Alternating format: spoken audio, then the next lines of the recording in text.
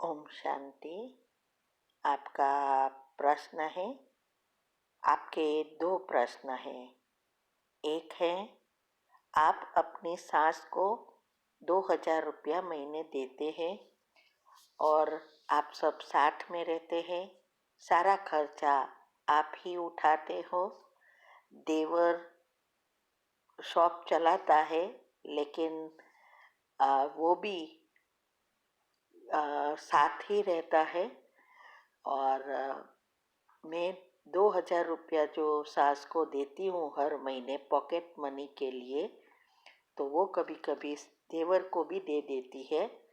और देवर ड्रिंक लेता है, तो क्या मेरा पाप कर्म बनेगा? दूसरा प्रश्न आपका है, आपकी सास उनकी सास को मारती है, माना दादी सास को मारती है। वो पैरालिसिस है और इसके लिए उसको सब करना पड़ता है। और कभी कभी मैं भी उसको हेल्प करती हूँ, लेकिन वो बहुत गालियाँ देती है। और जब मैं कान में ईयरफोन डाल देती हूँ, नहीं सुनती, तो ओम शांति के बारे में भी बोलना शुरू करती है। तो क्या इससे मेरे भी पाप बनते हैं? उत्तर है, पहले तो आपकी सारी बात हमने सुनी, पढ़ी, और हमने देखा घर का माहौल बहुत बुरा है। कैसे आप लोग रहते हो और कैसे आपके घर में व्यवहार करती है आपकी सास और देवर। तो देखो, पहले तो आपके बच्चे छोटे हैं। दोनों छोटे बच्चे सारा दिन उनके पास भी रहते हैं। और ये जब तक वो 6 साल के होते हैं, तब तक घर के वातावरण के अनुसार सारा उनका संस्कार माना सॉफ्टवेयर बनता है। फिर जब जब जैसे जैसे बड़े होते जाते हैं, वैसे वैसे उसका सॉफ्टवेयर उस अनुसार तैयार होता है, व्यक्तित्व तैयार होता है। और ये सारा बाहर 16 साल या 20 साल के बाद आता है। तब तक तो तू लेट हो जाता है। ये छोटी छोटी बातें बहुत बड़ी हो जाती है और बच्चों का दुख सबसे बड़ा दुख बन जाता है। इसीलिए आपको इस बारे में सोचना चाहिए कि ऐसी जगह पर बच्चों को पालना बड़ा करना एक पैसों के लिए, तो वो आपकी बहुत बड़ी भूल है। तो इस पर आप सोच सकते हैं कि आप अच्छा है कि आप अलग रहो। बाकी पैसा आप कमा रहे हो वो बच्चों के लिए है। अगर बच्चों के संस्कार ही अच्छे नहीं बनते, ऐसे ही मारपीट वाले बनेंगे, गाली देने वाले बनेंगे, उसका कॉन्फिडेंस लेवल कम हो जाएगा, डिप्रेशन में भी चले जाते हैं, तो आपके पैसा कोई काम का नहीं है। तो इसके बारे में आपको खास सोचना है। दूसरा, आपको आप उन सास को दे रहे हैं, ये बहुत अच्छा है, लेकिन ये आपको देवर को देती है जो उसका पैसे का मिसयूज करती है। माना वो देवर ड्रिंक लेता है, तो इससे जो पाप कर्म बनते हैं उसमें आप भी भागीदार बनते हो। तो बच्चों का जो भी वो रखती है, इसके लिए आप दे रहे हो, जैसे सैलरी देते, वो बात अलग है। लेकिन ये सैलरी नहीं है, आप पॉकेट खर्च दे रहे हो, तो आप भी उसमें भागीदार बनते ही हो। क्योंकि देवर के पास शॉप है, सब कुछ है, और ड्रिंक लेता है, तो ड्रिंक के साथ बहुत सारी बुरी आदतें भी होती है। इसीलिए ये अभी देना ना देना आपके हाथ में है। वैसे भी आपका घर का माहौल भी अच्छा नहीं है, वो भी आपको सुधारना पड़ेगा। ठीक है। ओम। ठीक। आपका दूसरा प्रश्न है, आपकी सास उनकी सास माना आपकी दादी सास को मारती है, क्योंकि वो पैरालाइज हो और उसका सब कुछ करना पड़ता है, गंदा भी बहुत कर देती है। आपने उनको, दादी सास को नहाने स्नान कराने में मदद करना शुरू किया, तो उसमें भी आपकी सास गलतियाँ निकालती है और कुछ ना कुछ बोलती रहती है। जब हम बाबा के याद में म्यूज़िक चलाना शुरू करते हैं तो बहुत गंदी गालियाँ देती है दिन और कहती है, तुम यह सीख रही हो ओम शांति से सिर्फ म्यूज़िक चलाना की वजह से। मैंने उनको सिर्फ ये कहा, मम्मी शांति रखो, अब हमारी बात वो माने और हमारी अच्छी रीति घर चले, इसके लिए क्या करें। उत्तर है, पहले तो ये बहुत बुरा कर रही है, सेवा भी करती है, लेकिन उससे ज़्यादा पाप कर्म बना रही है।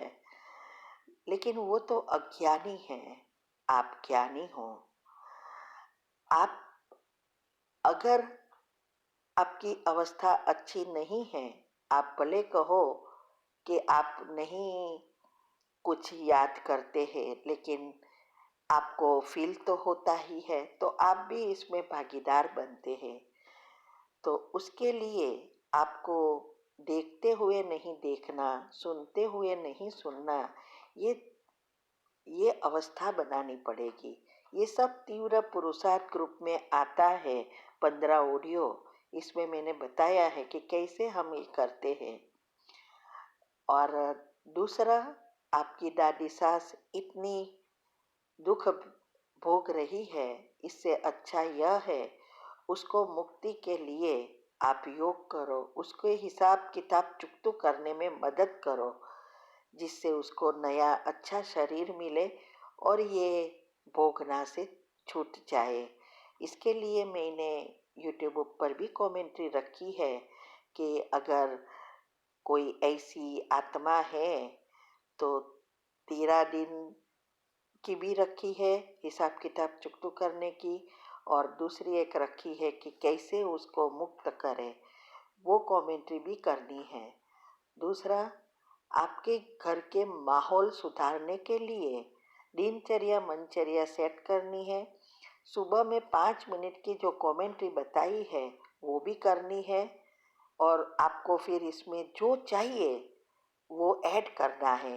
कैसे आपकी सास का बिहेवियर चाहिए, कैसे आपके घर का वातावरण चाहिए, ये सब करना है।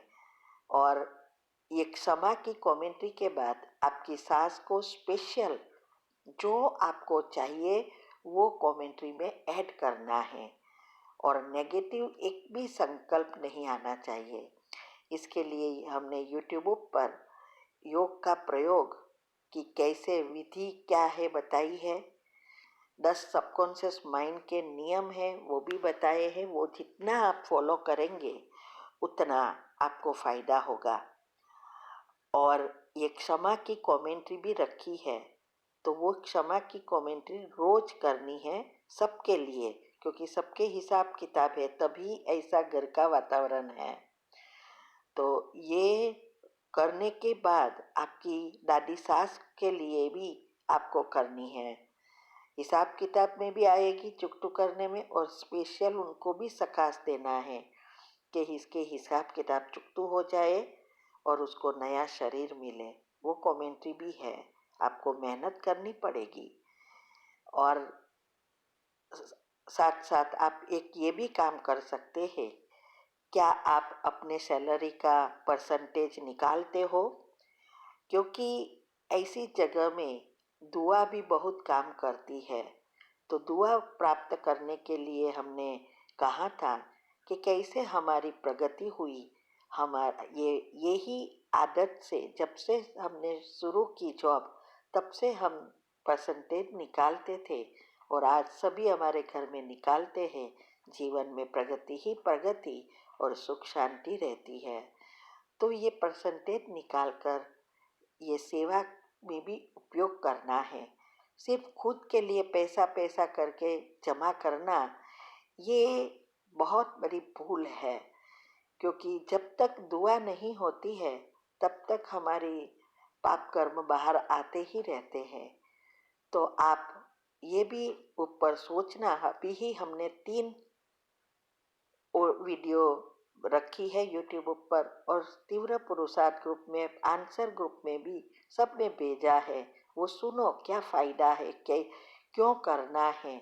और आपकी दादी सास के लिए स्पेशल अमाउंट निकाल कर इस सेवा में लगाओ। इससे आपके दादी सास का भी पुण्य बनेगा और उसको जल्दी जल्दी हिसाब किताब चुकतू होगा। तो ये सब आपको करना होगा, दूसरा कोई रास्ता नहीं है।